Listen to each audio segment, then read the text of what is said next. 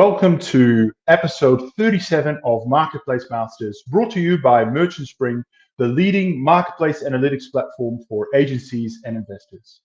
Marketplace Masters is all about going deeper into the challenges e-commerce sellers face to broaden understanding and provide practical actions to implement. I'm your host, Paul Sonneveld, and today I am joined by Michael Elliott from EJM Media. In today's episode, we will be discussing how agencies can help their clients build long-term brands.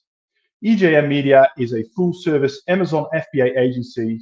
They specialize in building brands from scratch and mentoring entrepreneurs to help them build their own FBA business. Thank you so much for being on the show today, Michael.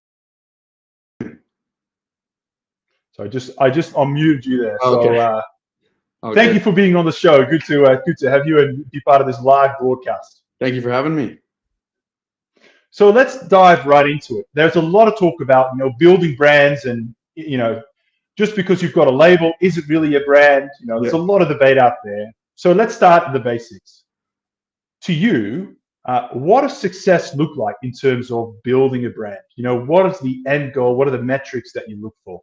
Yeah, I think what's important is to, like you kind of said, just slapping a label on something doesn't necessarily mean that you have a brand. And so it takes a lot of time to build that asset up. And I think that's what you kind of have to keep in mind is you're building an asset, you're building up a brand that's going to be long-term and sustainable, so that, whether you want to continue building it up or eventually go to sell that, you can do that. And I think by not only focusing within Amazon's platform, but by establishing yourself externally is how you're going to kind of come about doing that, as opposed to just having that label or that brand name on your packaging and calling it a brand. And are there specific metrics or indicators that you look at to say, actually, this is a brand? Or let's look at it this way, right? If you're looking at two clients that you're looking to take on and they both claim to have built their own brand, how do you quickly assess, who's got more of a brand than others? Yeah, I would say just their listings in general and like the reviews that they have on their listing, as well as, are they present externally as well? So like anyone who's just starting, I wouldn't say there's necessarily like something that you can say, okay, this person does have an established brand, besides just simply looking at their results, their sales, the listing themselves and how many kind of reviews they have. And then like I mentioned as well, just do they have a presence external to Amazon? So I think anyone who we take on who has a brand, we can very quickly see like if this is a very new brand just by looking at the listing and the age of their overall brand itself, and what they're doing externally. Yeah. So, we're talking about taking on clients. I know you work with a lot of new brands or sellers and entrepreneurs that are just starting out. So you're at the start of that journey in terms of building their brand. They may have a great product idea, but their brand is really something that it's in its infancy. So take us through, as an agency, as you take on these clients, where do you start and what does that journey look like? Yeah, so like we don't actually typically take on brands that already exist or current sellers. So we can do that, and we do that sometimes, but our main focus is mentoring people from scratch who have, maybe they've not even heard of selling on Amazon before, but they're looking to build another income stream. And then on the other end of things, which is kind of more of our back end offer currently, which is, building brands for investors from scratch. So they have also potentially never heard of selling on Amazon. Maybe they already own their own business. They just want to create more income streams. And so, we actually take everything from scratch. Like we choose the product, we come up with the brand name and everything. And so it's, of course, a very, very long-term process because everything is kind of, starting from scratch. And so that's where we're starting, is we're looking for people who are, either wanting to learn themselves and build this themselves, or, if someone has a little bit more money, like we focus on investors or, current business owners, just wanted to have a hands-off kind of model there and have us handle everything. But yeah, again, it's not current brands. Typically we're building this completely from scratch. So it's very important that anyone who works with us realizes that like you got to be in this for the long term. This isn't some, get rich quick thing. You have to be in this for, the long term. I was going to prod you on that, because surely there must be people that come to you and say, "Hey, Michael, help me build my brand," and you say, "Sorry, I can't help you." Right? There must be instances where you politely decline, wish you all the best. What are those scenarios? Those instances where you actually say, "You know what, this is not a good fit." Give us some examples. Make it real nice. So one of the main things is just capital in general. Like if we're talking about, for example, the mentoring kind of aspect of things, if they don't have the capital to kind of put into starting a business, or if I don't necessarily see fit the amount that they have, it's not going to necessarily allow them to start seeing results, or it's going to be much harder for them to see any results for that matter. We will typically say like, hey, don't even try starting this like until you have at least maybe $5,000-$10,000 to get in, because you're just gonna end up losing more money. So that's more like the mentoring side of things. And then when we're working with kind of investors, or people who are just paying us to do everything from scratch, we kind of like make sure that they have at least $40,000 to $60,000 to put in, because we want to start with multiple products with these people, so inventory plus us. So that's like the main thing, is like we can't even start with people unless they have that kind of capital. And then of course, just always making sure that we do fit in terms of like having a conversation with them, and just seeing what they've previously done, what are they doing right now, just making sure we're on the same page with everything, both with the mentoring and with the kind of full setup that we do. Yeah. So some due diligence up front to make sure they've got the funds, they're serious, you've got something to work with. And I think I've had conversations with people before who I'll ask them, where do you want to be in a year from now? What kind of capital do you want to be making? Where do you see yourself, from doing this business? And they might not have any knowledge of how Amazon works, and that's fine. I just want to hear what they're going to say. Like, do they want to be making like $20,000 a month in a year from now? And so if it's something like, oh, well, ideally I want to be making, whatever, $10,000 within my first few months, like profit, I always make it very clear to people, like, that's not going to necessarily be realistic. You're going to need a lot of capital to kind of do something like that. And either it'll go one of two ways, right? Like they're, okay, that's fine. I didn't realize it was like that, but I understand now. Or some people are like, I want that to be a reality. And there's not really any business model that's going to allow you to do that. Any business model takes time. Building a business takes time in general. And so when we get those people, I'd rather not work with them than try to convince them that like, you need to just be in this for the long run, just like work with me, because it's just not worth our time. I know it'll be a bad experience. So they just need to come to that realization on their own that like this stuff takes time. Yeah, there is no silver bullet, and like anything that you're building an asset takes time and hard work, right? There are no shortcuts. So let's move on to, once you've taken a client on board, you've found that they're a good fit, and you lay out, let's say, a 12-month program. I appreciate building brand takes much longer than that, but let's just focus on the first 12 months. What does a typical brand building strategy look like in the first 12 months? Yeah. So I'm actually in the stage right now of kind of restructuring what we're kind of currently doing with how we're going about building these brands. But, once we take someone on, we were starting with one product before. I think now I'm going to require for any investors we work with, we start with a minimum of kind of 2 to 3, just to have, those kind of in the pipeline right away. And then also just making sure that when we do launch, like doing as much as possible in order to establish a brand pre-launch. So, creating a little bit of hype around it by utilizing influencer marketing via, multiple channels, whether it be TikTok, Instagram, YouTube, and just finding influencers that will be a good fit for that product.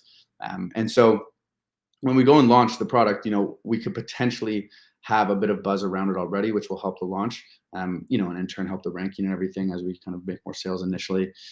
And so also just focusing on potentially building their own website so we can collect customer emails.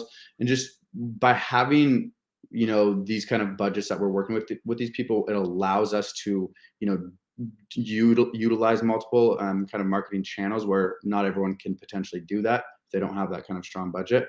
And so after that, it's really just starting to establish those kind of initial few products that we have, both internal to Amazon by utilizing PPC, and then external by utilizing influencer marketing.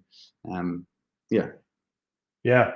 So I think most agencies listening to this podcast or aggregate, they're very familiar with building the brands on Amazon. But you mentioned two interesting things there. One is building their own website, and second, influencer marketing. And you're sort of just talking about this. It's like the most common thing. It's just sort of what you live and breathe. Most agencies don't really operate in that space. So I want to tackle both of them separately. Let's start with just the website, right? Building a website. In short, what do you see, and how do you talk to your clients about what's the role of building their own website, right? Because I'm assuming a lot of the sales are going to come through Amazon at the end. What is the role of the website?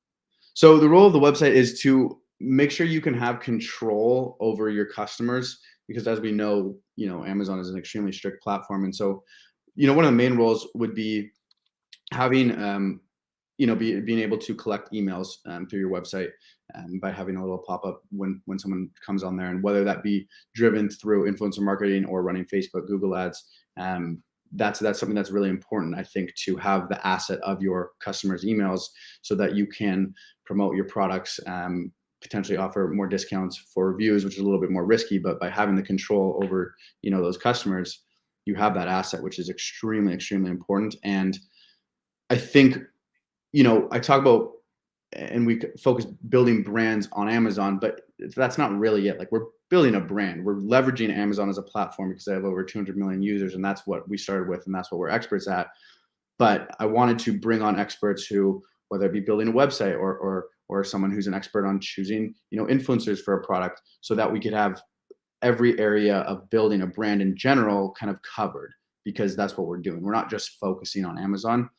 Yes, it is our main focus, but when these people are investing, 60, 70,000 plus dollars right off the bat, we want to focus on as many channels as possible, and being able to bring on experts at each of those channels is important to us.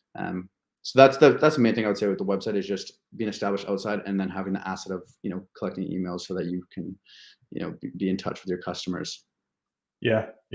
So what about the second part of my question, which is the influencer marketing? I've got so many questions about that in particular, but at our top level is, what channels, what media channels, and how do you even find influencers? So if someone comes to you with a product, how do you find who are the right influencers, and how do you even get in touch with them? So actually 3 questions there. A lot to unpack, but really interested. I mean, a lot of us really operate in this space, so really keen to pick your brain. So I think using the channel of TikTok is still probably best right now. It's something that still has a lot of reach organically, and pairing that with an influencer that fits, spending $200, $300, $400, $500 on multiple influencers and testing them out to see which kind of bring the best results is important. And the way we kind of go about finding it, and I'll talk about like using certain tools versus just going about it on your own, because if you're going about it on your own, it's really not too difficult.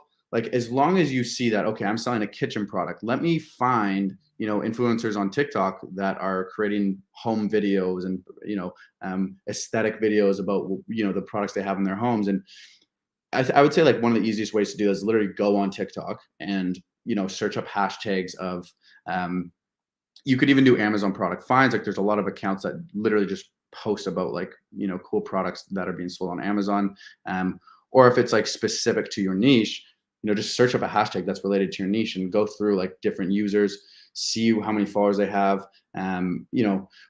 Of course, realize that the more followers, more engagement they have, the higher the price is going to be. But you have to reach out. It's volume, right? Like, you have to reach out to a ton of influencers to see who's going to be the best fit, and test out different influencers to see who's going to be the best fit. So that can be time consuming.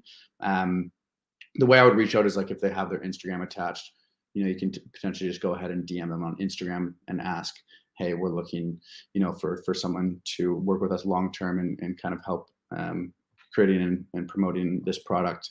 And oftentimes, if you find someone who genuinely, likes your product and you send it to them, they will sometimes create videos for free. Like typically, that's going to be micro influencers, not these bigger ones.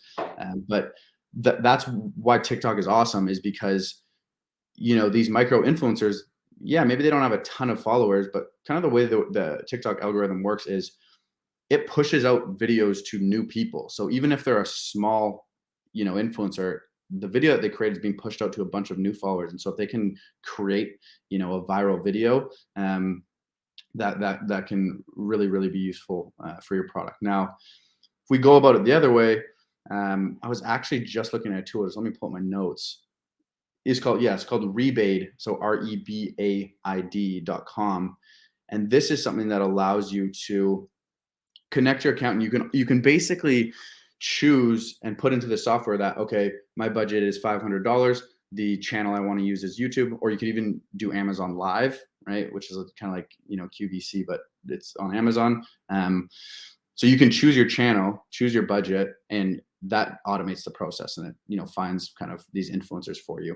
So kind of a couple different ways of going about it, but the importance is just to, right, like it's a platform that is being used so much right now, and it still has so much potential in terms of reach, whereas Instagram not so much anymore. Like Instagram, it matters a little bit more about how many followers these people have, because the organic reach on Instagram isn't great, whereas TikTok, you can get away with going with someone with less followers, which will allow it to be a lot cheaper or for free, but you still have that chance of getting a lot of eyes on your product.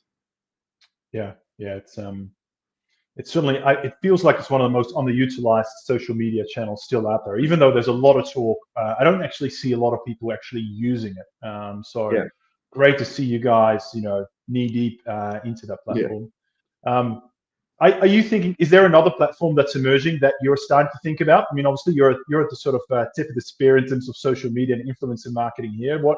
What are you thinking about when you wake up in the morning and, what do I need to think about in terms of my business and getting ready for the next 6 to 12 months? Is there something on your short list?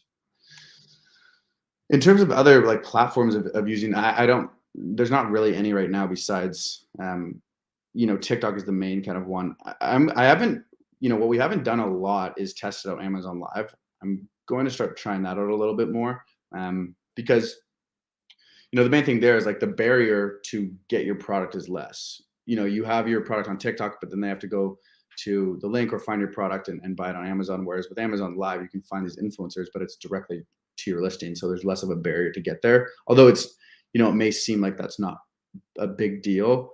The less barriers there are for any consumer to get to your product and, do that add to cart or buy now, is going to help the overall conversions as well. Fantastic. Let's move on to the more embarrassing part of the show, which is where I ask agencies, tell us about what are the big mistakes you've seen people do in the market, or what are some of the learnings you've captured yourself? I mean, we all make mistakes, and the point is really to learn from it and ideally help others avoid mistakes as well. What are the things you would do differently if you do it again? Yeah. So the biggest mistake I think I've made that I've kind of learned from is working with people who don't have the capital. And so this is I'm more specifically talking about when we're building brands for investors. But when I kind of first started and we started to offer this, I brought on a few people who, had the money at the time for like one product, but didn't have extra capital to push it, through other marketing platforms, or just to recover from the initial launch and everything, from being aggressive on their launch. And so that was a mistake that I made with some people, is like bringing people on who didn't necessarily have the capital to really push it. And so when they got to the point of being on Amazon and they weren't seeing profits right away, is a little bit more difficult for them to continue on or to scale. And so that was not only an issue of capital, but also an issue of like me not digging deep enough into what it is that they're currently doing. Because some people get into this stuff and they like will quit their job or just stop what they're currently doing and have no income. And it's like, you can't do that necessarily, or at least it's very risky to do that unless you have a ton of money saved up. Because, as we kind of know, you're not going to be profitable on Amazon right away. And so you need to have extra capital. And ideally you still have capital coming in to your life to kind of fund the business. So that was a big mistake, I think, was just working with people who didn't have the necessary capital and taking a deeper dive into what it is that they're currently doing for work. So now it's like we literally only work with people who are either have pretty established businesses, big investors in real estate, whatever it is. We know that they kind of have that capital.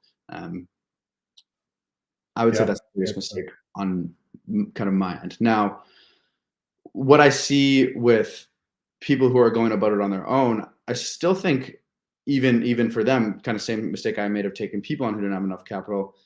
People who go into this with not enough capital and they think they can kind of get away with that, or they're like, I want to start with a lesser budget, and they just end up losing more money because they've started too thin. And then still just like investing in bad products, like it's a very common mistake still, or investing in products that might look good overall but doing nothing to improve upon them. There's very simple things you can do with products, in terms of truly trying to find a way to improve upon it by looking at whatever the reviews are, what are the complaints of the other of customers, and if you can't truly improve upon it, doing something as simple as adding some sort of bonus item to the main item and kind of selling it as a bundle, and you have this bonus item to provide more value to the customer. And it doesn't seem like a lot, but we've done that with clients who we've worked with, and just by adding something as a bonus, they see really, really great results from a product that like everyone else is already selling. But just by making minor changes like that, it's like, okay, well, you're going to stand out because not only are they getting the main product, but they're getting this little bonus item. You're not necessarily selling it for more than the competitors. So ideally you would want to choose something that isn't going to increase your unit cost too much, so that you can continue at a similar price to competitors. Yeah, it's bundle a little bit more value, trying to differentiate versus your competitor products. Very interesting. Interesting. Well, Michael, we're almost out of time, but it's this time of year. Prime Day is coming up, so it'd be remiss of me not to ask you about Prime Day. First of all, any insights on what the actual day might be? I ask everyone, and we all roughly know when, but I was just doing some research, but I think it will be kind of I believe it will be in July. I don't know the exact date, but okay. I know there's a cutoff date for the inventory though, which I believe is June 20th. And so that's like, if you're about to ask kind of like some advice on what to do to prepare for Prime Day, like something as simple as that, like get in inventory, because if you're low and you miss that cutoff date, you're going to miss out on a big boost in potential sales. You don't want to miss out on Prime Day. So just inventory, get that in, make sure you're in stock. You're not gonna run out. And then of course you're gonna notice, a boost in sales just because of the amount of traffic that is kind of going to be brought in as a result of Prime Day. But take advantage of that by utilizing deals, coupons, promotions, lightning deals. So utilize that stuff. Now, on top of that, I think again, like I've been talking about a lot this podcast, external marketing, right? Like don't just focus on PPC. Prepare and get some influencers ready for Prime Day too, and drive more traffic to your listing. And then besides that, just make sure your listing's optimized overall. Maybe if you're brand registered, try out some A/B testing to see really what's working best on your listing. Those are kind of the main things. Inventory, make sure you're in stock. Don't miss that cutoff date. Utilize deals on Amazon and promotions and coupons and lightning deals. And then utilizing different platforms if you have the budget. Not everyone has the budget to do so, but even like with influencer marketing, you can find very, very cheap influencers, or like I said, potential ones that will do it for free if they like your product. So set that up. And then like I said too, just making sure your listing is optimized. Try out some A/B testing with it if you're brand registered. Awesome. That's some great advice to close out. we are out of time, so let's wrap it up here. Michael, thank you so much for coming on the show today. We certainly appreciate the expertise you brought to the table today, especially educating us about influencers and TikTok, and the role of the website, alongside the brand building exercise, and of course, most importantly, how to do your due diligence as an agency up front to make sure that you're not wasting time with people who may be very aspirational but really have a limited kind of timeframes or funds to really build that brand. So thank you so much for providing the practical tips along the way. Just for any viewers that are interested in exploring your service, what's the best way to get in touch with you? I'm pretty much available anywhere. If you go to egmmedia.com, you can book a free consultation with me. But if you just want to reach out to me, Michael at egmmedia.com, or LinkedIn or Instagram, even you can go on EGM Media and DM us, and I'll be sure to respond. Awesome. Thank you so much. Thank you for having me. Great to have you. Yeah, it was good that's it for this episode of Marketplace Masters. Thank you very much for listening, and don't forget to visit Merchant Spring to access exclusive offers only available to viewers of this show. Till next time.